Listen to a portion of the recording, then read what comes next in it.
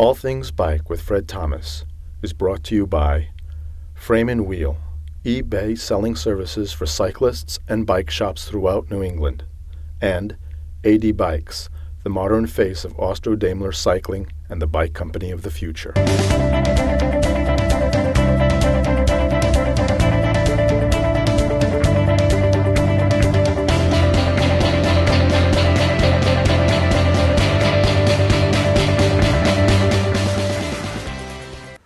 Hi there, everybody. I'm Fred Thomas, and you are watching All Things Bike, brought to you by Frame and Wheel and AD Bikes. And today we are speaking with Bruce and Sylvia Wallingford of Ernie's Cycle Shop in Westbrook, Maine. Hello. Hi there, Hello. Bruce. Hi there, Sylvia. Hi. And hello, Lady Slipper.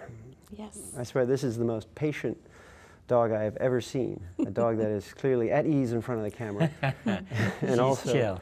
yeah, and also at ease around bikes, right? I mean, Yes. bikes are known to She's sort done of, the trek across Maine. Has she really? Yeah. How did yeah. that happen? In a In bag? a knapsack, yeah, backpack. Wow. Thing. Especially made for dogs. It's all safe.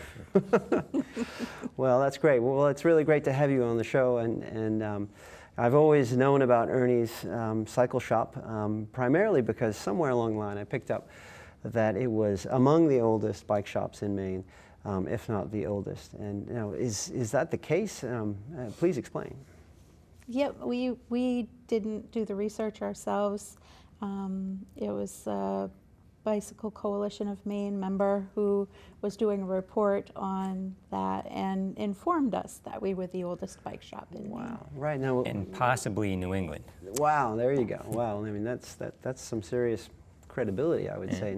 Now, who was Ernie? Did you know him, or? Yeah, Ernie and Myrtle started the bike shop in 1952. They were at a different location. It was Rochester Street in Westbrook. Okay. And when they put the bypass in by the Westbrook High School, they put Ernie's Cycle Shop on a dead-end street. Yeah. It used to go all the way through the cemetery, right through to Stroudwater. Right. So then they bought the building we're in now, and 2 years, which was on Main Street in Westbrook, Route Right. 25, and Yeah. then 2 years later they were bypassed again when the end of the street was bypassed. So, That's but it fantastic. turned out to be really good because you can come up to Ernie Cycle Shop, you can test ride a bicycle out in the street Yeah, and not right worry there. about cars doing 50 miles an hour Yeah, while right you're on. trying to do that. Yeah, right in front. And when did you take over? Or when did you move in? May 1st, 2013. Three, 2003. 2003. 2003. Sorry. Yeah, right. Yeah. Wow. Well, that's what a great history and a great run. And how is the market or your consumers changed? Do you think since you started and since you've gotten to the 21st century, right? A lot has changed in that period of time, I think, more with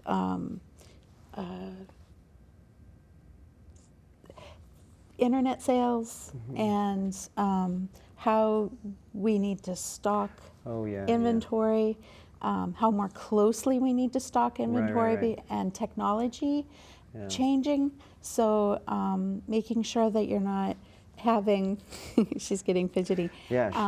She hears about the internet and Yeah. she's nervous. Yeah. Don't we all? Yeah, no, exactly. But I mean, those are clearly the big weighty issues that Yeah, every but- bike shop deals with. But on a more sort of day-to-day fundamental basis, the Westbrook customer are they or your customers are they the youth looking for BMX bikes, or are they guys who want to get suited up for the trek across Maine? And we'll get to the internet. Don't worry. Oh, sorry. I would say that it necessarily hasn't changed as much as you'd think it has. We've always been a family bike shop. Right. We're interested in having bikes for the whole family, not just one particular segment of the cycling community. We try to service all the segments of the community. But our customers range from us being the first destination that parents let their kids go to without, on a little, okay, you can go with your friends up to the bike shop and then go home, and Right. to people Rather coming than the in. mall. Yeah, right. People coming in for the trek across Maine type stuff, or now there's a lot of rides, you know, from the Dempsey Challenge to diabetes ride, to the MS ride. We ride the Lung Association trek across Maine, but we do support on the other ones. Oh, right, good. Yeah, Lou next. So our customers have they're just basically community members. Right, right. Yeah, I mean, so you're plugged into the same network that every bike shop has, you know, in the state. Now, what about we had this discussion earlier about your first bike that you built or that you sold, or this is the first bike that we sold. Talk about that before we forget. It was sold our first day, which was a Friday. It was the second. We bought the shop at 5:30 in the afternoon is when we sold papers. So Chuck and Jane, which were the second owners, Ernie Weedman's son and his cousin, Jane, we bought the bike shop from them at 5:30 one night, and the next morning we opened the door. And they worked with us for 6 months, and they just did it for free. They wanted Ernie Cycle Shop to go on the way it had been. It took us over 3 years to go through the process of them training us how to buy the bike shop before they'd even sell it to us. So they did a great job of trying to make sure that we understood the values that Ernie Cycle Shop was built on, and to try to get that to proceed further into the future so that all their customers had the same feel when they walked through the door.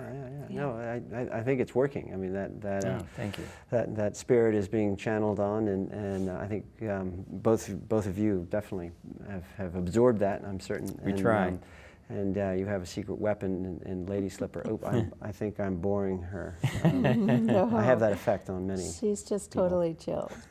She loves being everywhere with us, and customers love her for the most part. Sometimes she's yippy when people first come in. I know. Well, no, but that adds to the warm, inviting aura, I imagine.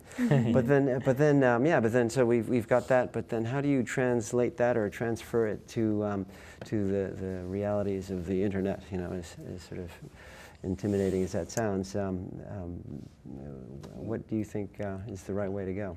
We randomly go through our inventory and pick 40 different items, and we check the pricing online, and then we price the whole store at that same matrix, basically. We don't sell it full retail, but Ernie's Cycle Shop never has. Right.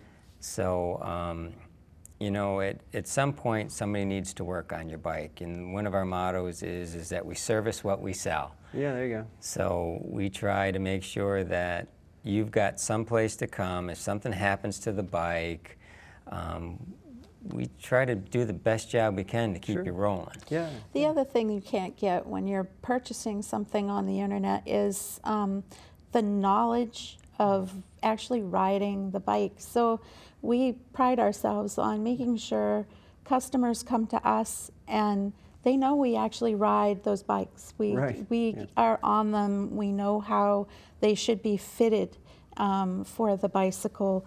We know we can give them advice. You can't get that from the internet. And that hands-on of making sure that we care, you know, about what the bike is that they're riding, is the bike that they should be riding.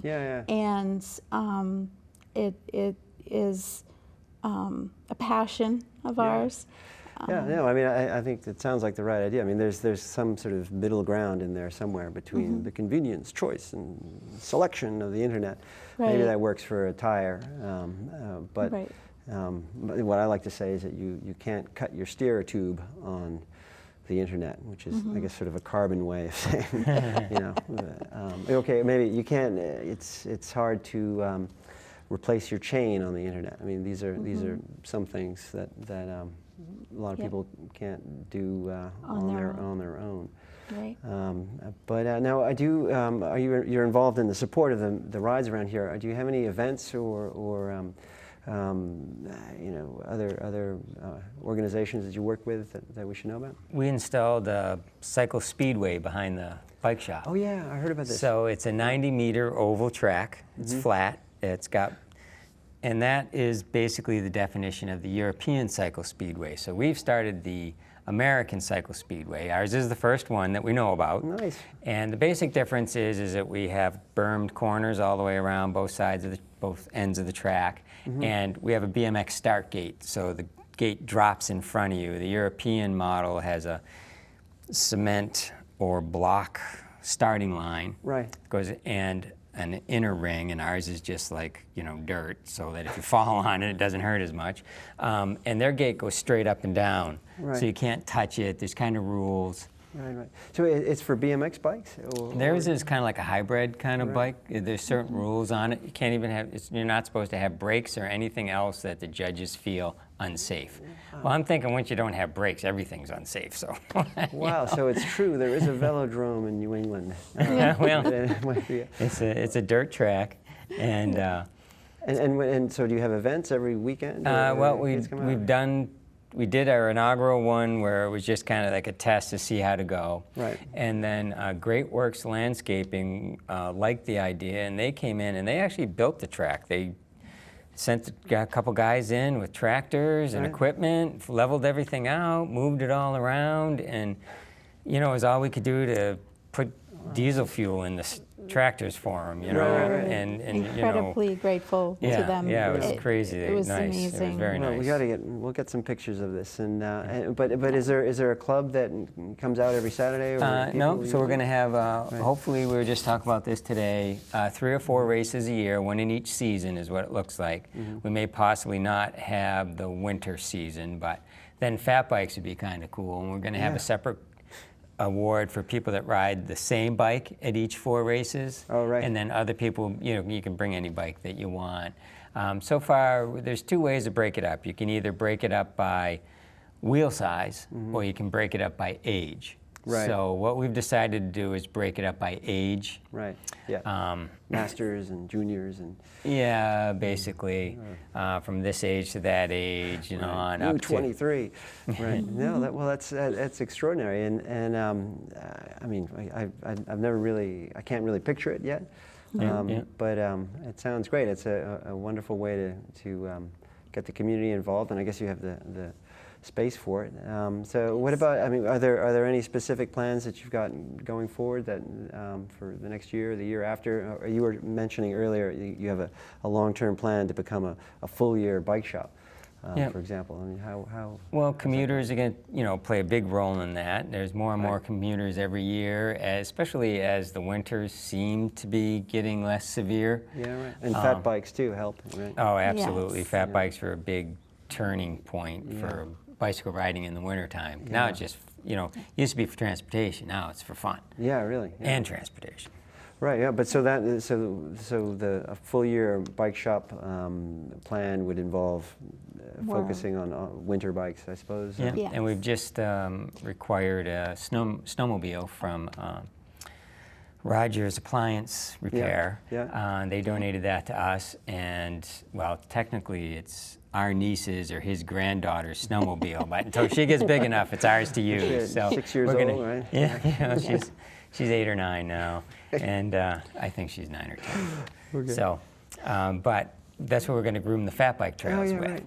And Westbrook, I've joined the Recreation and Conservation Commission in Westbrook, and Westbrook has over 117 acres in one chunk. That's the Westbrook Forest. Right. So it abuts the Portland Water District property, and it also goes around the back 9 of the golf course, Sunset Ridge. Right. Okay. And so they want us to have some limited access to both of those pieces of properties too. Right. So we're talking about close to 600 acres of mountain biking and walking and hiking, and they're multi-use trails that Westbrook is building, from bicycles to hiking, walking, dog walking, and even the basic horses too, apparently. But Maybe you're not. right, Maybe yeah. not Westbrook, but that's amazing. So that's just right in the backyard where you are. It's well, there's Portland Trails owns 5.5 acres behind us, and that's what our immediate grooming is on. And we're also going to start grooming the Westbrook Forest Right. for walking and fat biking. And great. that's behind the community center and Yeah. over by the golf course. Right. Right. Yep. Yeah. Wow. Well, I mean, I had no idea, but it's great to know. And I guess one final question: favorite bikes. Now, I know. Do you have Everybody a always favorite asks me bike? that. Is that right? I mean, really? I thought it was on the cutting edge here. The one you happen to be riding, or the one I happen to be riding, is always my favorite one. Right. So, but is there a style or? I probably BMX ride the most. I know it's kind of older No, for that, but but well, there's a ramp park down in New Hampshire that we go to once a week. Oh, It's nice. 50,000 square feet.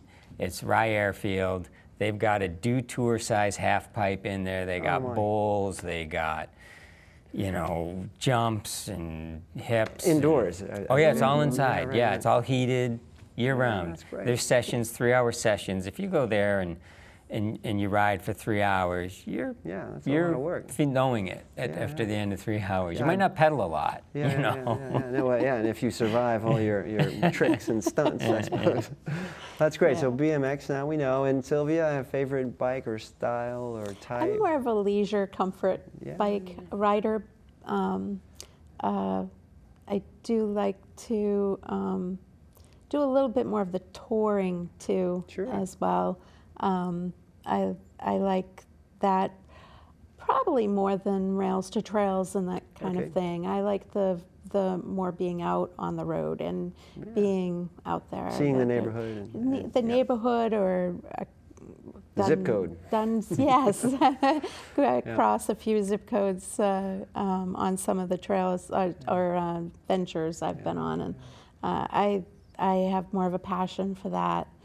I think than cover a few miles, like Yeah. the trek across Yeah, Maine. And no, that kind of thing. that's good to know, and it's been great learning more about Ernie's Cycle Shop. The perhaps maybe the oldest bike shop in New England and among the older bike shops. And I mean, I think you're doing a great job of keeping that legend going, because I think that's after 50 years, that's really probably the best word 60. for it. 60, yeah. And great to see you both again. Thanks so much for coming Thank you, down. Fred. And we will see you again soon, I'm sure. All Oh, right. and Lady Slipper. Yeah, don't wake her up. Just sweeping on through, right on. Oh, there you go. Good. She's got a lot of fans. That's right. Right. I there's bet she does. A lot of Someone. people come in just to see Slipper. Yeah, she had an operation about 2 weeks ago, and people came in just to see how she was doing. Check it out. They really did. Oh, I know. Well, Yeah, it was that's, great. It was It very was nice wonderful. to see that. Yeah, Yeah, no, very yeah. warm.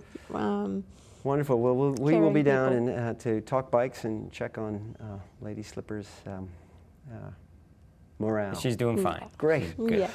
All right, everybody. That was Bruce and Sylvia Wallingford of Ernie's Cycle Shop in Westbrook, Maine. You can learn more about Ernie's Cycle Shop at their website, www.erniecycleshop.com. That's all we've got time for now. We will see you again next time.